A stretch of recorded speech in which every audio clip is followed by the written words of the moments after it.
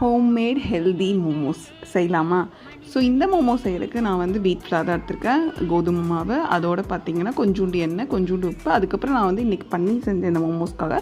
So அதோட water, அந்த பன்னீர் செஞ்ச மிச்சம் வாட்டர் இருக்குல்ல, அதை போட்டு நான் பிணைஞ்சு நல்லா எடுத்து வச்சுட்டேன். இப்போ மோமோஸ்க்கு நமக்கு மெயினாக தேவை வெஜிடபிள்ஸ் தாங்க. அதை நல்லா ஃபைன் சாப் பண்ணணும். ஃபஸ்ட்டு ஆனியன் நல்லா ஃபைன் சாப் பண்ணிக்கோங்க. அதுக்கப்புறம் கேரட், அதுக்கப்புறம் பீன்ஸ், அதுக்கப்புறம் கேபேஜ், கேப்சிகம், கார்லிக், ஜிஞ்சர், இது எல்லாமே நல்லா ஃபைன் சாப் பண்ணி எடுத்து வச்சுக்கிறேன். அண்ட் அதோடு பார்த்திங்கன்னா லாஸ்ட்டில் பார்த்திங்கன்னா கொஞ்சோண்டு கொரியாண்டர் நல்லா ஃபைன் சாப் பண்ணி எடுத்து வச்சுக்கிறேன். இது கூட பார்த்திங்கன்னா மோமோஸ் சட்னி செய்ய பார்த்திங்கன்னா தக்காளி, பூண்டு, வரமிளகா, அதுக்கப்புறம் வந்து காஷ்மீர் மிளகா இது தேவைப்படும். ஸோ ஃபஸ்ட்டு தக்காளி வந்து தண்ணி ஊற்றி நல்லா வேக வச்சு எடுத்து வச்சுக்கோங்க.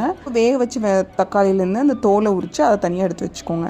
இப்போ நம்ம கட் பண்ணி எல்லா வெஜிடபிள்ஸும் ரெடி பண்ணதுக்கப்புறம் ஒரு பேன் எடுத்து பேனில் எண்ணெய் விட்டு, எண்ணெய் சூடானது ஆனியன் நம்ம சாப் பண்ணி வச்சுருக்கோம் ஆனியன், அதுக்கப்புறம் பூண்டு, அதுக்கப்புறம் கார்லிக், அதுக்கப்புறம் பார்த்திங்கன்னா கேரட், கேபேஜ், கேப்சிகம் எல்லா வெஜிடபிள்ஸும் போட்டு நல்லா சாட்டே பண்ணுங்கள். சாட்டே பண்ணதுக்கப்புறம் நான் பெப்பர் அண்ட் சால்ட் ஆட் பண்ணி நல்லா மறுபடியும் சாட்டே பண்ணுங்கள். அதுக்கப்புறம் லாஸ்ட்டாக பன்னீரும் அப்புறம் கொரியாண்டர் லீவ்ஸும் ஆட் பண்ணி ஒரு 2 மினிட்ஸ் சாட்டே பண்ணிங்கன்னா போதும், நமக்கு வெஜிடபிள்ஸ் ரெடி. இப்போ நம்ம என்ன பண்ணுறோம் அப்படின்னா, நம்ம சப்பாத்தி மாவு எப்படி தேய்ப்போமோ அதே மாதிரி தேய்ச்சிட்டு நல்லா பெருசாக தேய்ச்சிட்டு இந்த மாதிரி குட்டி குட்டியாக ஒரு கட்டர் வச்சோ இல்லை நீங்கள் இந்த மாதிரி பவுல் வச்சு கட் பண்ணி எடுத்துகிட்டு அதுக்கப்புறம் மோமோஸ் இந்த மாதிரி ரெடி பண்ணுங்கள்.